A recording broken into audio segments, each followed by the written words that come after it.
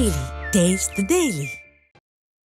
சென்னையை அடுத்த தாம்பரம் அருகே அரசு பள்ளி மாணவிகள் தங்கும் விடுதியில் 8ஆம் வகுப்பு மாணவியை பாலியல் வன்கொடுமை செய்த காவலாளி போக்சோ சட்டத்தில் சிக்கினார்.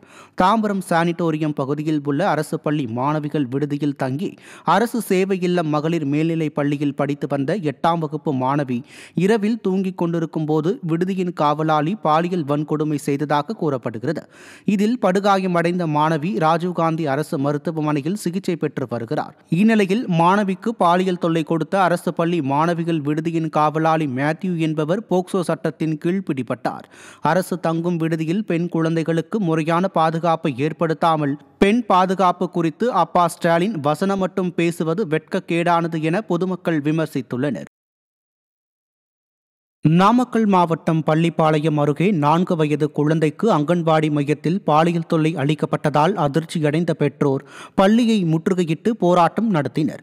பிள்ளையார் காட்டூர் குமரன் காலனியைச் சேர்ந்த கூலி தொழிலாளியின் 4 வயது குழந்தை தார்காடு அங்கன்வாடி மையத்தில் படிக்கும் நிலையில் அங்கு அவருக்கு வெளிநபரால் பாலியல் தொல்லை அளிக்கப்பட்டுள்ளது.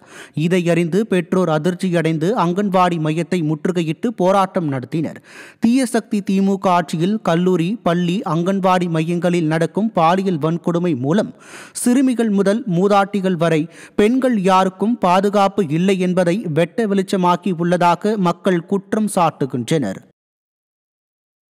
போனதுக்கப்புறம் என்ன ஆகி போச்சு, எப்பவுமே கலக்கல்லாம் என் பொண்ணு பேசுவோம். நைட்டு எங்களோட பக்கத்தில் படுக்கும்போது ஏப்பா கை மேலே வைக்கிறேன், அப்பா கை மேலே வைக்காதீங்கப்பா வலிக்குது அப்படின்னா, என்னடா இப்படி சொல்கிற, ஏன்டா இப்படி சொல்கிற அப்படின்னு நீ பார்க்குறேன் கடித்த மாதிரி ஒரு தழும்புங்கண்ணா ஒரு 2 இடத்துல.